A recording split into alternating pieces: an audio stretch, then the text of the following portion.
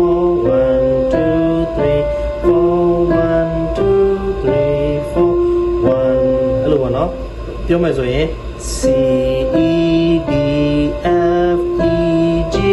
D F C E D F E G D F C ပေါ့နော်ဘယ်ပြောမလဲဒါကလည်းလက်ရဲ့အားရှိဖို့တော့ပါလေ့ကျင့်ခိုင်းနေပေါ့နော်ဥပမာပေါ့နော်ခုနကျွန်တော်တို့တီးတဲ့ဟာ C E D F E G ဆိုရင်ဒီမှာ C ရဲ့ E ရဲ့ G ရဲ့တီးလိုက်မယ်ဆိုရင်ဒါကC key ပေါ့နော်ဒါဆိုရင် C key ပေါ့နော်အဲ့လိုမျိုးဖြစ်သွားမှာပေါ့အဲ့လိုမျိုး chord တွေမတီးခင်မှာအဲ့ဒါကြောင့်ကျွန်တော် finger exercise တွေတီးတယ်ဆိုတော့ chord တွေတီးတဲ့ခါမှာတခါတည်းလက်ကအဆင်ပြေသွားမှာနော်finger exercise တွေတီးပြီးရင်ဒီလို chord တွေတီးတာပိုကောင်းတာပေါ့နော်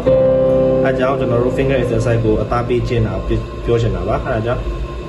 ညာဘက်လက်ရင်ပြန်တီးပြမယ်1 2 3 4 1 2 3 4 1 2 3 4 1 2 3 4 1မှာချင်တာကအရင်မြန်အောင်မကျင်းနဲ့တဖြည်းဖြည်းတီးပြီးတော့ကိုကကျွမ်းကျင်လာရင်လက်ကမြန်လာလိမ့်မယ်